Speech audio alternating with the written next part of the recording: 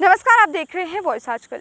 आज के दौर में हम ऐसी फिक्र से गुजर रहे हैं जिसे पोस्ट कोविड सिम्टम्स या कोविड सिंड्रोम कहा जाता है। जी हाँ, अक्सर देखा जाता है कि जब कोरोना मरीज़ अस्पताल से ठीक होकर अपने घर वापस आता है तो कई बार उसकी तबीयत फिर से ख़राब हो जाती है। जी हाँ, कारण ये सामने आता है कि कोरोना संक्रमण उसके फेफड़ों से निकल ही नहीं पाता। वहीं ऐसे लक्षणों से बचने के लिए आज हम आपको इस खास रिपोर्ट में कुछ टिप्स बताएंगे जिसे अपनाकर आप इस सिचुएशन में आने से बच सकते हैं।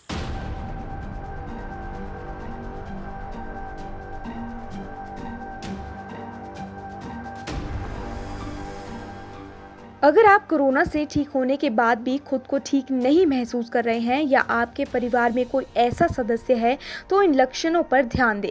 क्या सांस लेने में परेशानी हो रही है? क्या आपको बहुत ज़्यादा थकान लग रही है? क्या आपको ऐसा लग रहा है कि सांस चढ़ रही है? क्या आपकी सूखी खांसी लगातार बनी हुई है? अगर इन सवालों के जवाब हाँ हैं तो आपके फेफड़ों में संक्रमण हो सकता है।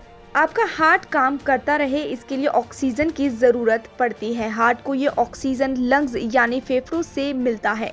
कई बार मरीज़ का ऑक्सीजन लेवल कम होने लगता है। ऐसा होने पर हार्ट की मांसपेशियों को ज़्यादा मेहनत करनी पड़ती है जिससे दिक्कतें बढ़ जाती हैं। यानी फेफड़े अगर खतरे में है तो आप खतरे में पड़ सकते हैं।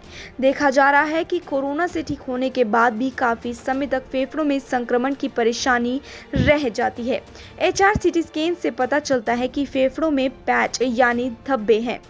असल में कोरोना वायरस फेफड़ों को बहुत ही तेजी से डैमेज कर देता है जिससे आगे चलकर फाइब्रोसिस का खतरा पैदा हो जाता है। पल्मोनरी फाइब्रोसिस एक खतरनाक बीमारी है जिससे फेफड़ों के टिश्यू क्षतिग्रस्त हो जाते हैं। ध्यान देने की बात यह है कि फाइब्रोसिस फेफड़ों को नुकसान पहुंचाने का आखिरी स्टेज है, यानी इसका मरीज पूरी तरह से इस बीमारी की जकड़ में आ जाता है जिससे रोगी को सांस लेने में काफ़ी दिक्कत होती है। धीरे धीरे मरीज के खून में ऑक्सीजन की कमी आने लगती है। यह स्थिति बहुत ही गंभीर हो सकती है। जिन मरीजों को फाइब्रोसिस की समस्या है उनके फेफड़ों की नियमित जांच और दवा ज़रूरी है, लेकिन ध्यान रहे दवाई किसी डॉक्टर की देखरेख में ही लें। आपको डरने के बजाय संभलने की ज़रूरत है क्योंकि रेगुलर एक्सरसाइज या फिजियोथेरेपी से आप अपने फेफड़ों के पैच को यानी संक्रमण को ख़त्म कर सकते हैं।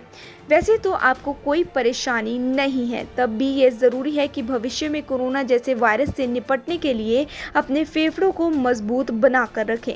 दरअसल हमारे फेफड़े गुब्बारों की तरह होते हैं, इसमें हवा भरने के लिए जोर लगाना पड़ता है। जब हम सामान्य तरीके से सांस लेते हैं तो फेफड़ों की बाहरी हिस्से तक हवा पहुंच पाती है, लेकिन जब हम एक्सरसाइज करते हैं तो आखिरी छोर तक ऑक्सीजन पहुंच जाती है।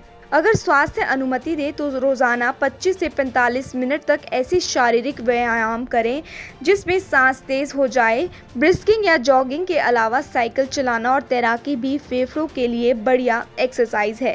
अगर आप गहरी सांस लेने का अभ्यास करें तो बढ़िया है, इससे फेफड़े ज़्यादा खुलते हैं और बेहतर तरीके से काम करते हैं। चंडीगढ़ से वॉइस आजकल के लिए आकृति वर्मा की रिपोर्ट।